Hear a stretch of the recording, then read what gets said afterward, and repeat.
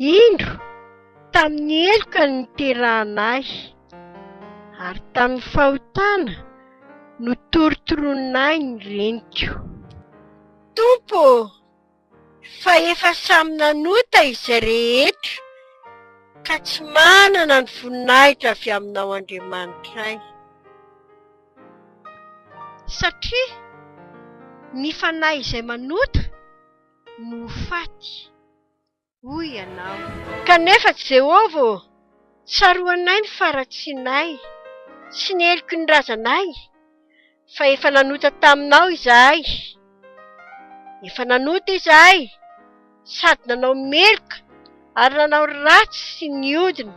Eny, efa niala tamin'ny ditinao sy ny fitsipikao izahay. Jehovah, na dia mampangalahy aza ny helokay, miasa ihany ianao noho ny anaranao, fa be ny fiodinanay. Taminao no nanontanay, ary Andriamanitra be famindram-po ianao, ka hoy ianao taminay. Isasany ianareo, diovo ny tenanareo, hisotro eo amin'ny ranomasy ny ratsy fanaonareo. Mijahary fa aza voratsy, fa na Andriamanitra mijaka azy no tanareo, dia ho fotsy tany no ramanazy, na dia makatrakaratra tahaka sia dia tahaka fipitratsy.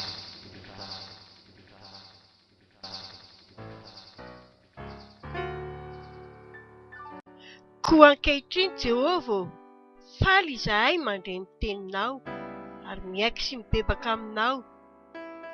Koa enoa ny fivavakay, ary atongolanao amin'ny fifonanay ny sofinao. Valio izahay, araky ny teninao marina sy ny fahamarinanao. Hoy ianao aminay, raha miaiky ny fahotanay izahay, dia matoky sy marina ianao, ka manadio anay ho afaka amin'ny tsy fahamarinana rehetra. Satria amin'ny fo no inoana ahazahoana fahamarinana, ary amin'ny vava no anekena ahazahoana famonjena. Fitiavana ianao, ka dia natolotrao Jesosy zanakao ho famonjena anay. Fa toy izao ny tiavanao izao tontolo izao, nomenao ny zananao ilay tokana, mba tsy ho very izahay rehetra mino azy, fa hanana fiainana mandrakizay. Satria Andriamanitra tsy naniraka ny zanaka ho amin'izao tontolo izao, hanameloka na hitsara izao tontolo izao, fa famonjena izao tontolo izao. Jesosy eo, ondretika izahay manolotra ny tenanay ho anao, ho fanatitra velona, masina, sitrak'Andriamanitra, fa fanompoampanay ataonay izany. Hoy ianao, anaka, atolory ihany ny fonao, ary aoka ny masonao ho faly mijery sy mandinika ny lalako. Eny, ny mombanay rehetra mihitsy ny matolotray. Ary tiavan'i Jehovah Andriamanitra aho amin'ny fonao rehetra sy ny fanahinao rehetra ary ny herinao rehetra. Jesosy eo, tianay ianao ka maty ho anay, ary nalatsaka ao ny ranao ho fanadiovana ny fahotanay. Ary ny rano Jesosy zanany no manadio antsika ho afaka amin'ny ota rehetra. Nefa izy no lefonina noho ny fahasoantsika, no torotoroina izy noho ny helintsika.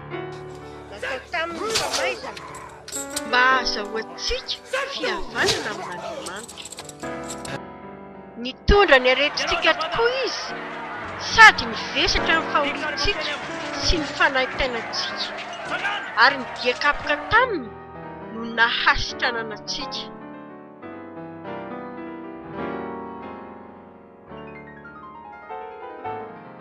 Niaraka nalevina tamin'i Jesosy ny otantsika rehetra, ary nitsangana tamin'ny maty Kristy Jesosy, ka nanome fandresena ho antsika sy fiainana mandrakizay ho antsika.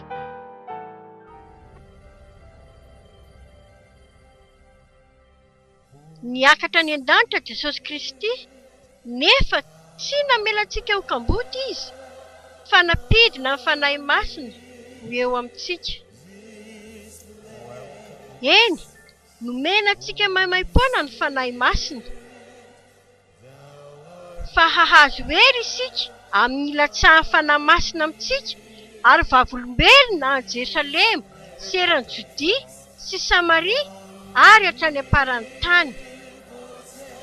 Io fanahy masina io no mampianatra antsika sy mitarika antsika amin'ny zavatra rehetra. Fa ny mpananatra dia ny fanahy masina izay iray amin'ny anaran'i Jesosy no hampianatra antsika ny zavatra rehetra sy hampahatsaro antsika ny zavatra rehetra izay nolazain'i Jesosy tamintsika. Eny, fa na dia ny zavatra ho avy aza dia ampahafantariny antsika.